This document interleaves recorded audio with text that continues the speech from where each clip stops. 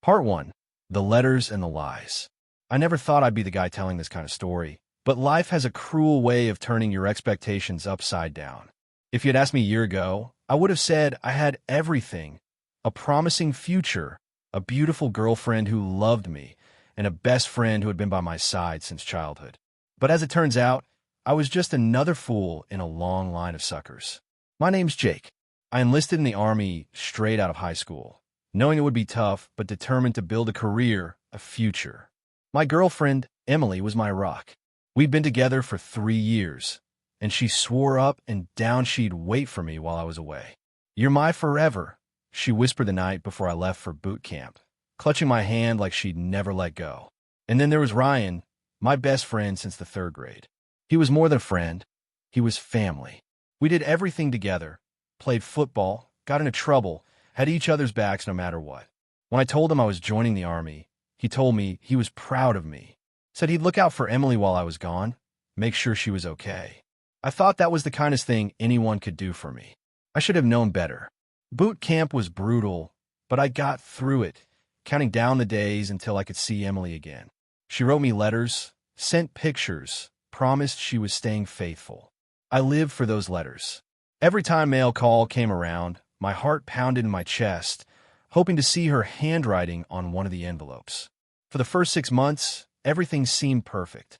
I'd call her when I got the chance, and she always picked up, always told me how much she missed me. And Ryan? He'd text me every so often, cracking jokes, telling me how things were back home, reassuring me that everything was fine. But then, something changed. Emily's letters became less frequent. When I called, she'd take longer to answer, and sometimes she wouldn't answer at all. She'd text me later with excuses: "Sorry, babe, I fell asleep early," or "Work has been so busy." I wanted to believe her. I needed to believe her. Then Ryan went silent. At first, I didn't think much of it. Maybe he was busy too. But after weeks passed without so much as a text, I started to feel uneasy. My gut told me something was off, but I ignored it, chalking it up to paranoia. After all, these were the 2 people I trusted most in the world. I was an idiot. One night, during a rare weekend of downtime, I finally got the answer I wasn't ready for. One of my buddies, Mike, was home on leave and texted me out of the blue. "Hey man, I don't know how to say this, but I think you need to know. I saw Emily the other night. With Ryan. They were together." My stomach dropped. I stared at the message, my hands shaking. I called him immediately. "Tell me everything," I demanded, my voice raw. Mike hesitated, but eventually told me he had seen them at a bar, acting like a couple, holding hands, laughing, kissing. I thought maybe I was seeing things, but then they left together. "Jake, I'm sorry, man." I couldn't breathe. It felt like the air had been sucked out of my lungs. My best friend, my girlfriend, the 2 people I loved most had betrayed me in the worst way possible. For the next few days, I lived in a haze. I couldn't eat, couldn't focus on training. My mind was stuck on them, on every memory, every promise, every moment that now felt like a lie. I needed proof. I wasn't going to confront them without undeniable evidence. So I did the only thing I could think of. I called Emily.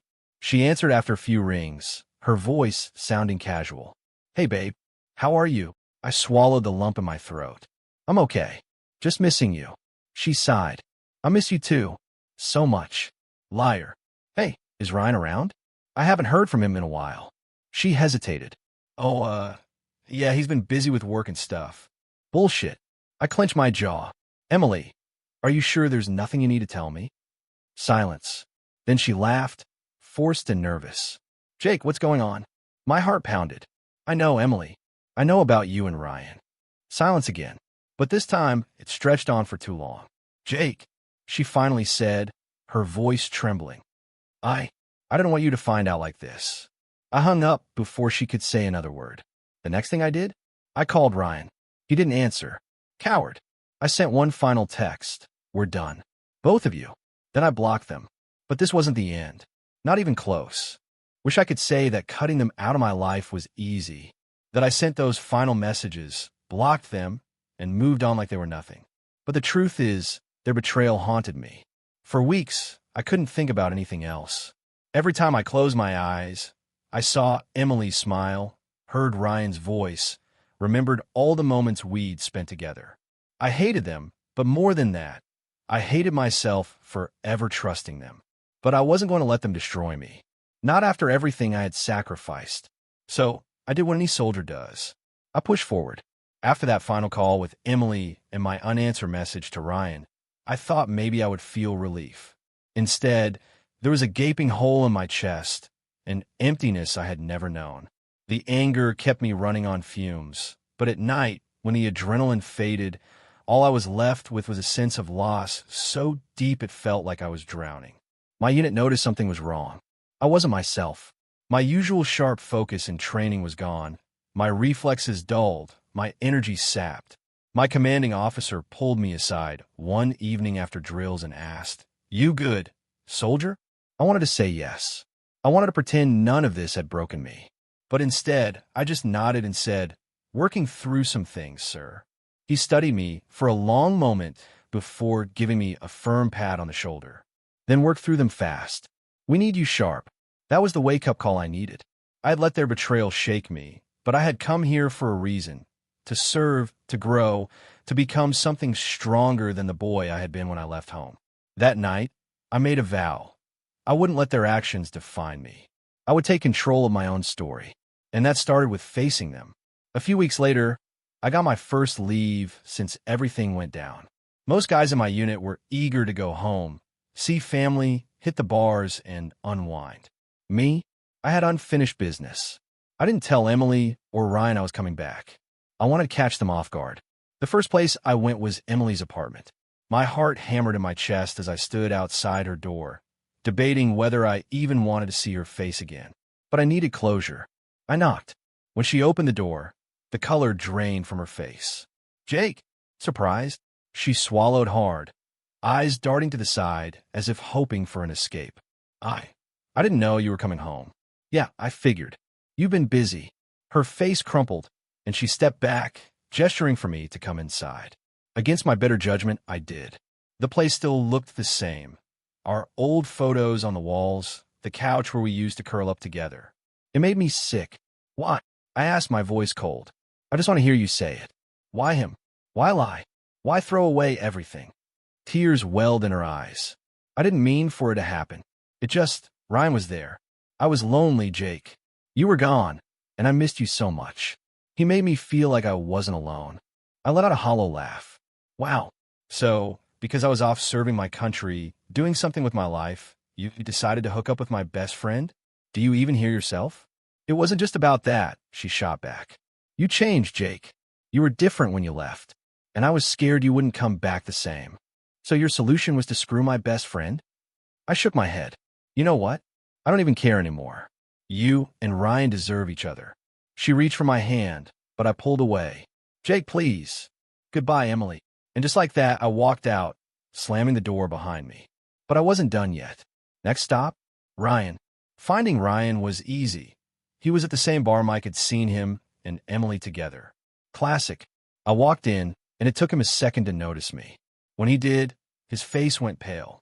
He set his drink down, straightening up like he was about to bolt. "Jake, man." I didn't let him finish. I grabbed him by the collar and shoved him against the wall. The entire bar went silent. "You spineless piece of shit," I snarled. "You were my brother, my best friend, and you went behind my back like a coward." He didn't even try to fight back. "Jake, listen, man, I screwed up. I know that. And I'm sorry, I really am. Sorry."